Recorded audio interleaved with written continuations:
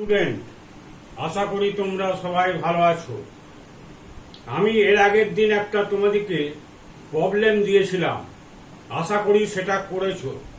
তবু একবার আমি আলোচনা করে নিচ্ছি। দেখো, ফার্স্ট দেওয়া ছিল basicity, order of basicity, increasing order of basicity. এইটা হচ্ছে অ্যানিলিন, NH2 অ্যানিলিন। তারপর দিয়েছিলাম অ্যামোনিয়া, NH3 অ্যামোনিয়া। তারপর দেওয়া হয়েছিল CH3, CH2, CH2, CH2, NH2। তারপর দেওয়া হয়েছিল তোমার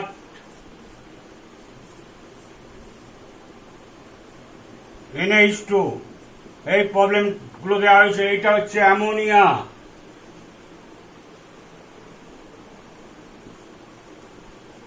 এটা হচ্ছে N-বিউটাইল অ্যামিন, এটা হচ্ছে সাইক্লোহেক্সাইল অ্যামিন, সাইক্লোহেক্সাইল অ্যামিন। তাহলে জেনারেল ফর্মুলাগুলো আলোচনা করেছিলাম। তাহলে এইখানে কি হচ্ছে অ্যানিলিন। তাহলে পিকেবি ভ্যালুগুলো লিখছি এখানে। দেখো, পিকেবি ভ্যালু দিয়ে ভালো করে চেষ্টা করেছো তোমরা, তবুও একটু দেখে নাও। পিকেবি ভ্যালু সমান এইটা হচ্ছে 9.38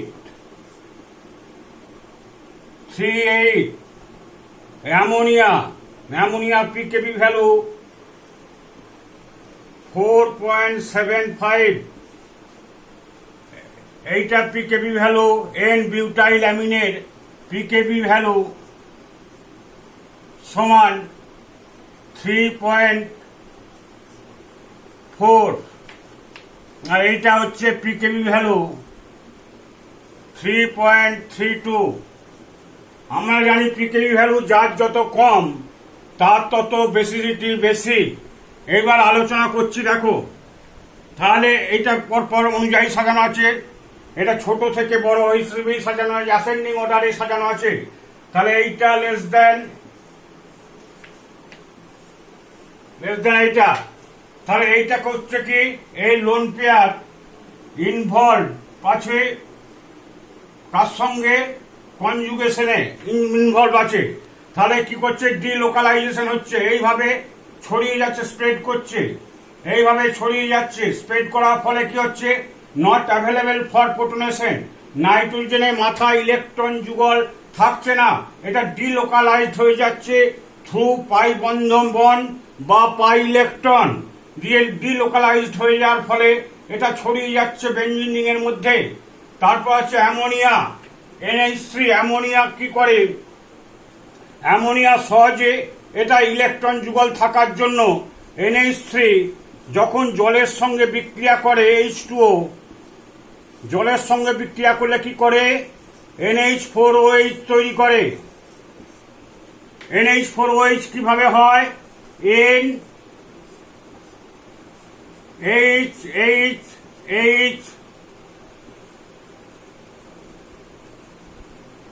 H প্লাসকে এইভাবে ধরে, OH মাইনাস, বা এইটাকে এইভাবে লেখা যায়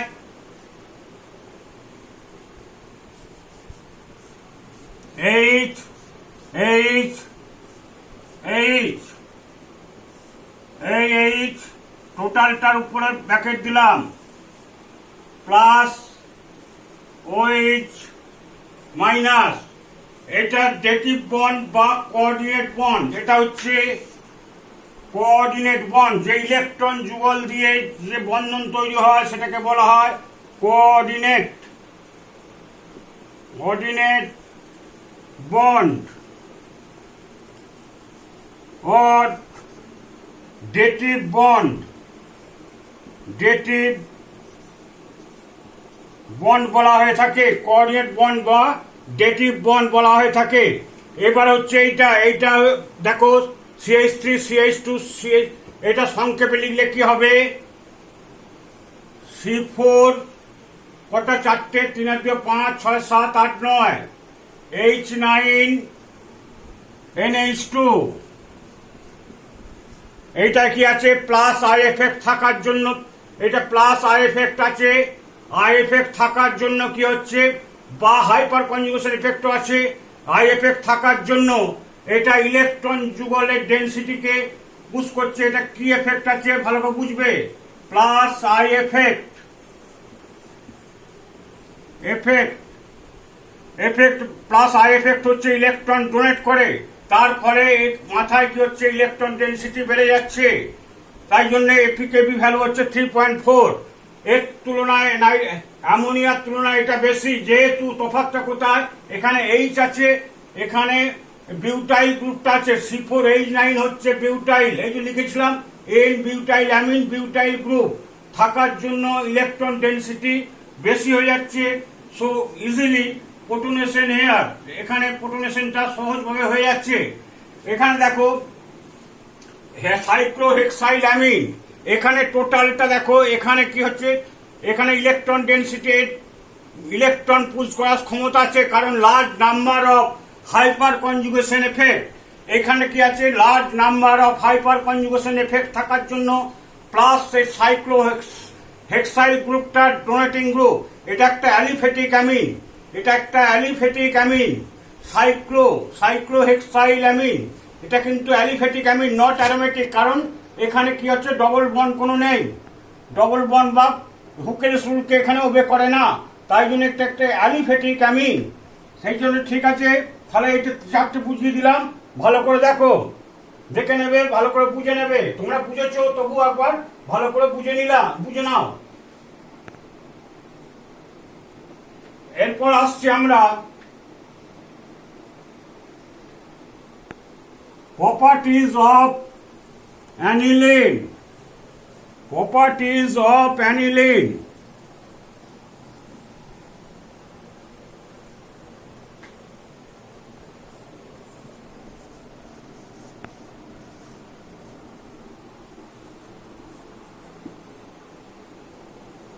প্রপার্টিজ অফ অ্যানিলিন। অ্যানিলিনের ধর্ম কি, অ্যানিলিনের ধর্ম দেখো ভালো করে। এর বয়লিং পয়েন্ট হচ্ছে 184 ডিগ্রি সেন্টিগ্রেড। এর 184 degree centigrade boiling point. Freshly যখন প্রিপেয়ার্ড হয়, এটা ফ্রেশলি প্রিপেয়ার্ড হচ্ছে একদম colourless oily liquid, colourless oily liquid. এটা যদি রেখে দেওয়া হয় তাহলে ধীরে ধীরে কি হবে, এটা অক্সিডাইজড হয়ে যায়। কেন অক্সিডাইজড হয়ে যায় এরপরে আমি আলোচনা করব। অক্সিডাইজড হয়ে গেলে কি হয়, রঙিন পদার্থ উৎপন্ন করে, যাদের বয়লিং পয়েন্টগুলো হচ্ছে এর চেয়ে বেশি। এই জন্য ডিস্টিলেশন করে কি হয়, আবার ফ্রেশলি অ্যানিলিন তৈরি করা হয়। এই অ্যানিলিনটা ডিস্টিলেশন করলে কি হবে, 184 ডিগ্রি সেন্টিগ্রেড যদি ফিক্সড করে দেওয়া হয়, অন্যান্য যদি বেশি হয়, বয়লিং পয়েন্ট বেশি হবে, যারা জারিত হয়ে যায়, তা কালার্ড হয়ে যায়। তাই জন্য কি হয়, অ্যানিলিনকে দীর্ঘদিন রেখে দিলে ব্রাউন কালার বা বাদামি কালার হয়ে যায়। কারণ হচ্ছে অক্সিডাইজড হয়ে অনেক পদার্থ উৎপন্ন করে, সেইগুলো কি করে, ব্রাউন কালার উৎপন্ন করে। সেই জন্য কি হয়, এর বয়লিং পয়েন্ট 184 ডিগ্রি ডিস্টিলেশন করলে কি হবে, অন্যান্য পদার্থগুলো পাতন পাত্রে পড়ে থাকবে, যেখানে পাতিত করা হচ্ছে যে পাত্রে, সেখানে পড়ে থাকবে 184 ডিগ্রি। এইটা উড়ে যে ডিস্টিলেশন হয়ে এটা জমা হবে, পাত্রে জমা হবে। বয়লিং পয়েন্ট কত, 184 ডিগ্রি সেন্টিগ্রেড এর বয়লিং পয়েন্ট। তাহলে কি হচ্ছে, এর ডাইপোল মোমেন্ট, ডাইপোল মোমেন্ট হচ্ছে মোমেন্ট হচ্ছে 1.7 ডিভাই ডি দিয়ে ডিপেন্ড করা হয়।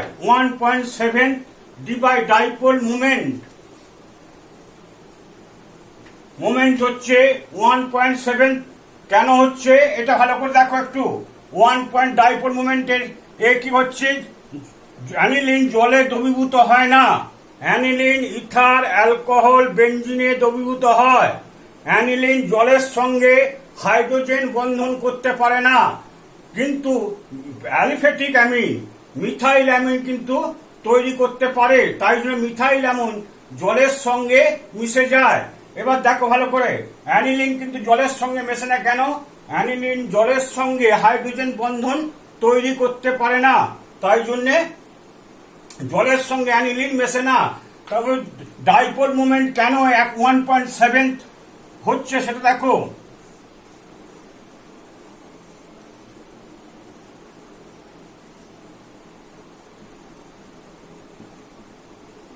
NH2 ইলেকট্রন যুগল আছে, এটা ডিলোকালাইজড হচ্ছে থ্রু পাই বন্ড বা পাই ইলেকট্রন।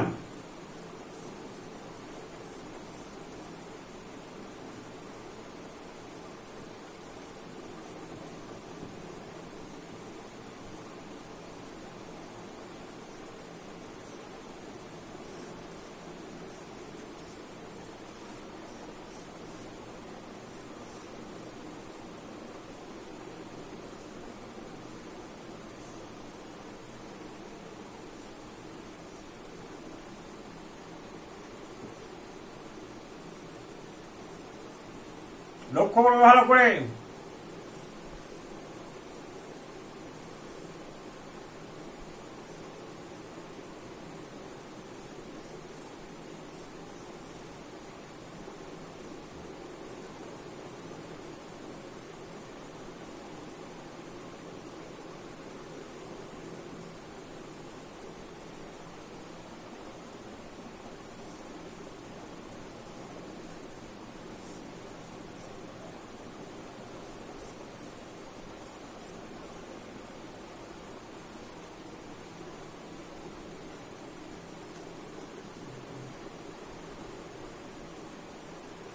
এইটা হচ্ছে রেজোনেটিং স্ট্রাকচার, রেজোনেটিং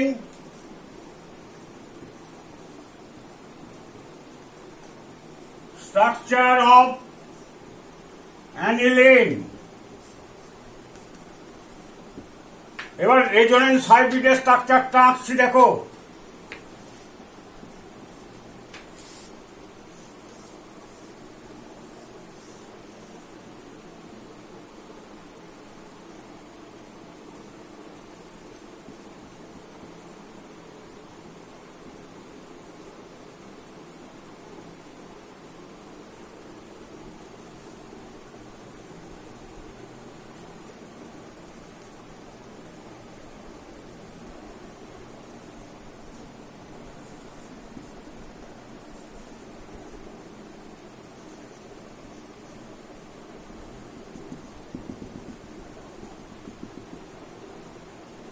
এটা হচ্ছে রেজোনেন্স হাইব্রিড, রেজোনেন্স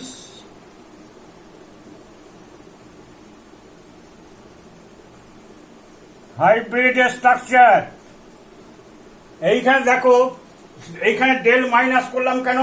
এখানে দেখো প্রত্যেকটা এই যে মাইনাস হয়েছে, এখানে মাইনাস অর্থ আর প্যারা পজিশনে। তাই জন্য অর্থ প্যারা পজিশনে খুবই অ্যাক্টিভ গ্রুপ হওয়ার জন্য অর্থ আর প্যারা পজিশনে কি করবে? এখানে হাই ইলেকট্রন ডেন্সিটি থাকার জন্য দুটো প্রোডাক্ট হবে অ্যানিলিনের, দুটো প্রোডাক্ট হয় ইলেকট্রোফিলিক সাবস্টিটিউশন রিয়াকশনের ক্ষেত্রে দুটো প্রোডাক্ট হবে। কোথায় কোথায় ঢুকবে? অর্থতে একবার প্রোডাক্টটা হবে, আবার প্যারাতে, তাহলে দুটো করে প্রোডাক্ট হবে। পরে আমি আসবো এটা।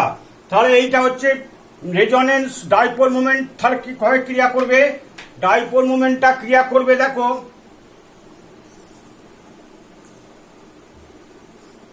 এইদিকে ক্রিয়া করে। তাহলে যেহেতু এইদিকে ক্রিয়া হলো, কেন ডেল প্লাস একটা, এখানে তিনটে নেগেটিভ চার্জ আছে, তাই জন্য এইদিকে ক্রিয়া হচ্ছে, তাই সেপারেশন চার্জটা হয়ে যাচ্ছে। তাই সেপারেশন চার্জ হওয়ার জন্য ডাইপোল মোমেন্ট হচ্ছে 1.70 ডিবাই সংক্ষেপে ডি দিয়ে রিপ্রেজেন্ট করা হয়। সংক্ষেপে ডিবাই বলা হয়, ডিবাইকে ডি দিয়ে রিপ্রেজেন্ট করা হয়।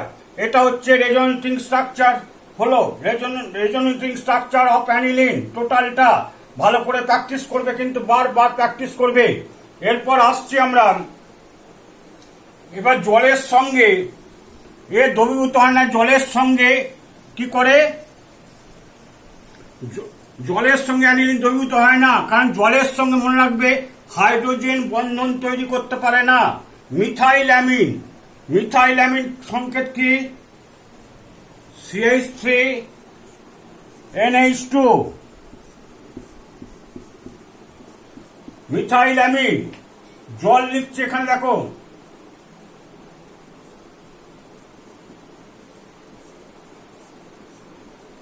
Water molecule. এটা এই ওয়াটার মলিকুলের সঙ্গে নাইট্রোজেন ইলেকট্রন ডেন্সিটি থাকার জন্য কি হচ্ছে, হাইড্রোজেন বন্ধন তখনই তৈরি হয় হাইলি ইলেকট্রোনেগেটিভ এলিমেন্টের সঙ্গে হাইড্রোজেন যে বন্ধন তৈরি করে সেটা হচ্ছে। আবার দেখো এন যদি আরও হয়, এটা আর ধরছি, আমি আর ধরছি, ঠিক আছে, এইচ RnH2। আর এখানে হচ্ছে এটা আরও ধরতে পারো, বা এখানে আরও লিখতে পারো। আমি মিথাইল অ্যামিন দিয়ে দেখাচ্ছি।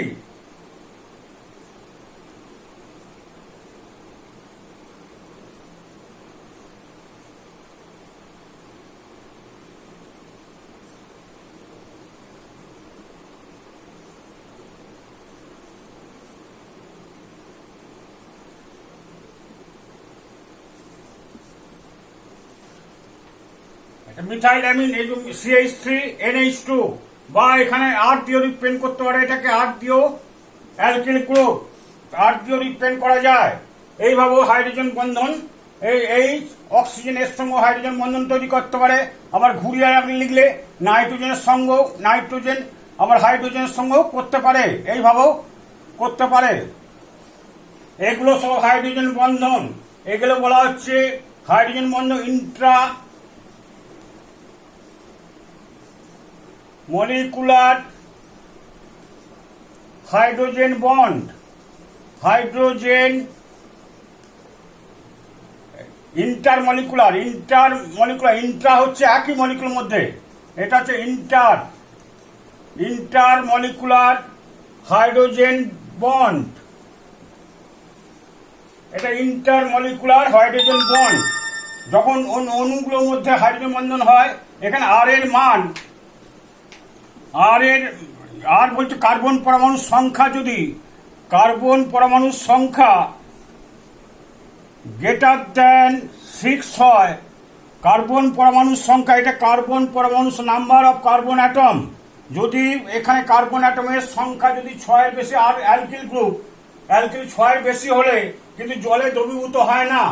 যত কার্বনের সংখ্যা বৃদ্ধি পাবে তার দ্রবীভূত হয় না। তখন কি হয়, বেনজিন অ্যানিলিনের মতন বেনজিন ইথাইল অ্যালকোহল ইথারে দ্রবীভূত হবে। তাই জন্য জলের সঙ্গে কি হাইড্রোজেন বন্ধন তৈরি করার ফলে কি হয়, এটা ইন্টারমলিকুলার হাইড্রোজেন বন্ডিং তৈরি করে। তাই জন্য জলে অ্যানিলিন কার্বন পরমাণুর সংখ্যা 6-এর যদি গ্রেটার দেন বেশি হয়, তাহলে দ্রবীভূত হবে না। দাব্যতা নিয়ে এটা হলো, ঠিক আছে। এবার হচ্ছে অ্যানিলিনের দুটো প্রপার্টি।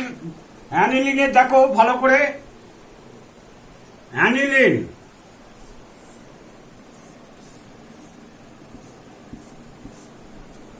NH2,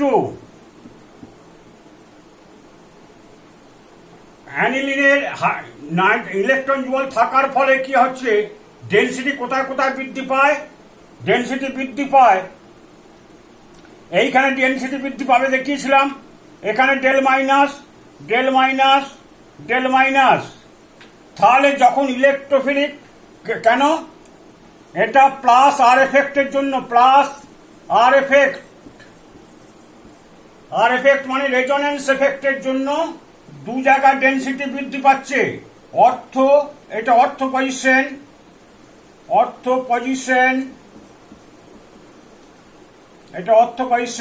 এটা হচ্ছে প্যারা পজিশন। যখন ইলেকট্রোফিলিক, এটা যদি ইলেকট্রোফিলিক দিয়ে অ্যাটাক হয় E+, তাহলে কোথায় কোথায় দুটো প্রোডাক্ট হবে,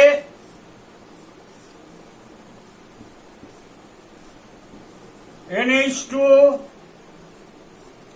E ইলেকট্রোফিলিক যদি Nitro group NO2 plus electrophilic হবে, CH3 প্লাস হবে ইলেকট্রোফিলিক, যেগুলো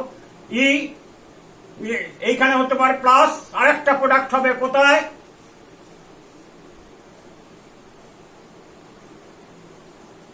NH2E।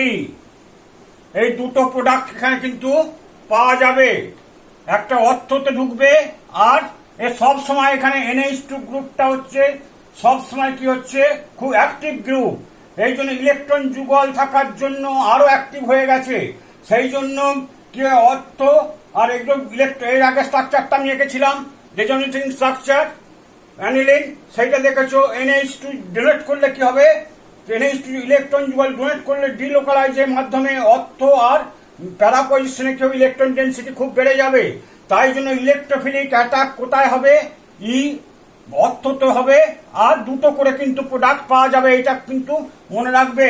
কোন গ্রুপ, তাহলে যদি ডোনেটিং গ্রুপ হয় তাহলে কি হবে, দুটো প্রোডাক্ট পাওয়া যায়, এটাকে আলোচনা করেছি বারবার।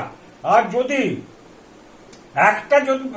এটা যদি ইলেকট্রন উইথড্রয়িং গ্রুপ হয় তাহলে একটা প্রোডাক্ট পাওয়া যায় কোথায়, এর আগে আলোচনা করেছি, বারবার আলোচনা করছি, সেটা মেটা পজিশনে অ্যাটাক হবে, তখন মেটা পজিশনে অ্যাটাক হবে, সবসময় মনে রাখবে। এইখানে থাকে E প্লাস, তাহলে দুটো প্রোডাক্ট, NO2 যদি হয় NO2 প্লাস নাইট্রোনিয়াম আয়ন, তাহলে NO2 ঢুকবে, এখানে NO2 ঢুকবে, দুটো তাহলে সবসময় প্রোডাক্ট হবে, ঠিক আছে। এবার কেমিক্যাল রিয়াকশনকে দুভাগে ভাগ করা হচ্ছে। Chemical reactions of aniline divided into two parts. একটা হচ্ছে এক নম্বর পার্ট হচ্ছে রিয়াকশনস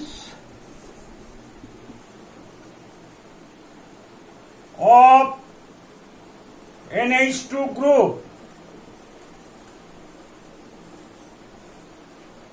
দু নম্বর রিয়াকশন হবে রিয়াকশন অফ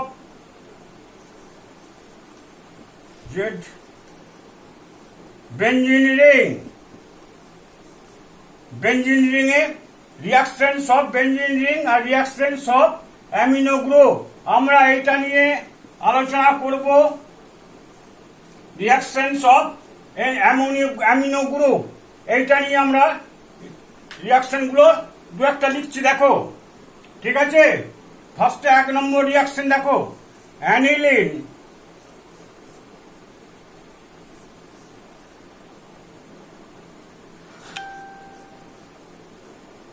হচ্ছে উইক বেস, এ স্ট্রং অ্যাসিডের সঙ্গে বিক্রিয়া করে। স্ট্রং অ্যাসিড হচ্ছে, ধরো HCl যদি কনসেন্ট্রেটেড HCl দেওয়া হবে, HCl দিলে অ্যানিলিন হাইড্রোক্লোরাইড উৎপন্ন হয়, অ্যানিলিন হাইড্রোক্লোরাইড NH2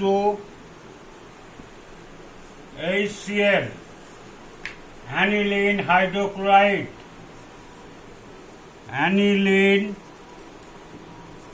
হাইড্রোক্লোরাইড,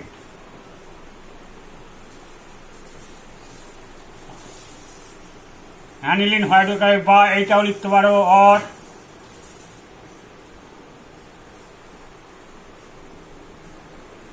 এই যে লোন পেয়ার দিয়ে এই হাইড্রোজেনটাকে ধরবে, তাহলে কি হলো, NH3 plus Cl minus anilinium chloride, এটা হচ্ছে অ্যানিলিনিয়াম ক্লোরাইড বা ফিনাইল অ্যামোনিয়াম ক্লোরাইড। তিনটে নাম বলছি, anilinium chloride, phenyl ammonium chloride. এটা ফিনাইল অ্যামোনিয়াম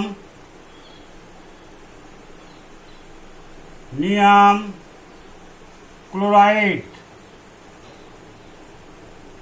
অ্যামোনিয়াম ক্লোরাইড, এইটা তাহলে এটা কনসেন্ট্রেটেড HCl দিয়ে কি হবে, ক্রিস্টালিন সলিড তৈরি হয়, এগুলো এটা ক্রিস্টালিন সলিড।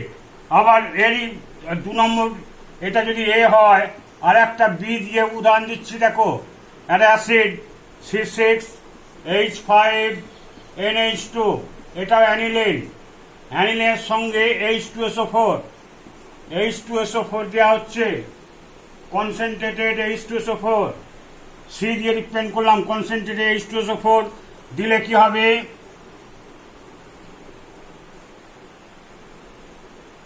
C6H5NH2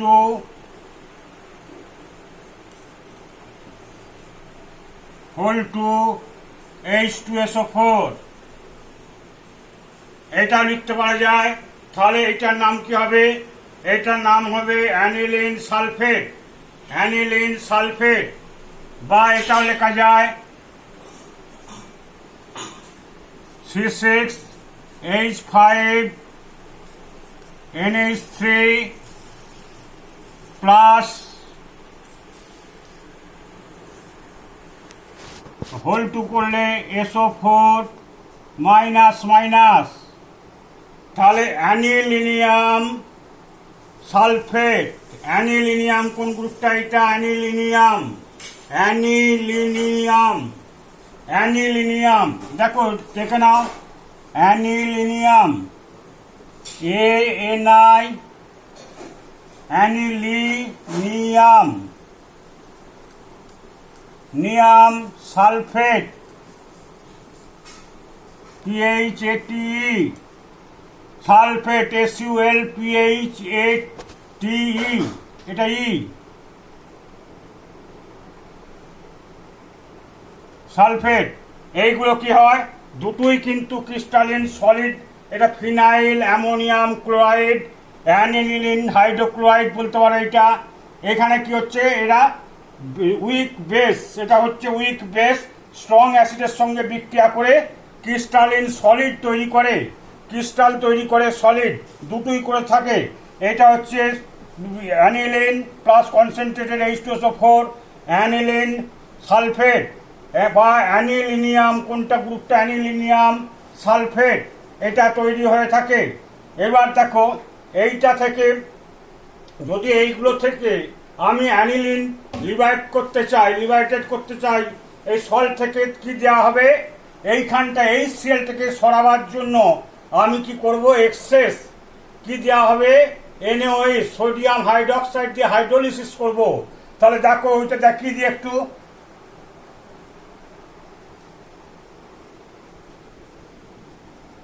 ক্রিস্টাল তৈরি হলে, এটা ক্রিস্টাল, একটা ক্রিস্টালিন সলিড, ক্রিস্টালিন সলিড থেকে এইখানে যদি আমরা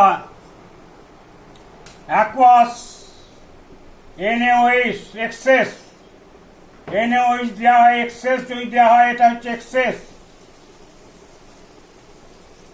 এক্সেস মানে বেশি পরিমাণ যদি দেওয়া হয়, তাহলে কি হবে, এই HClটাকে জানিয়ে অ্যাসিড আর ক্ষার বিক্রিয়া করে কি করে, লবণ আর জল উৎপন্ন করে, তখন কি তৈরি হয়ে যাবে,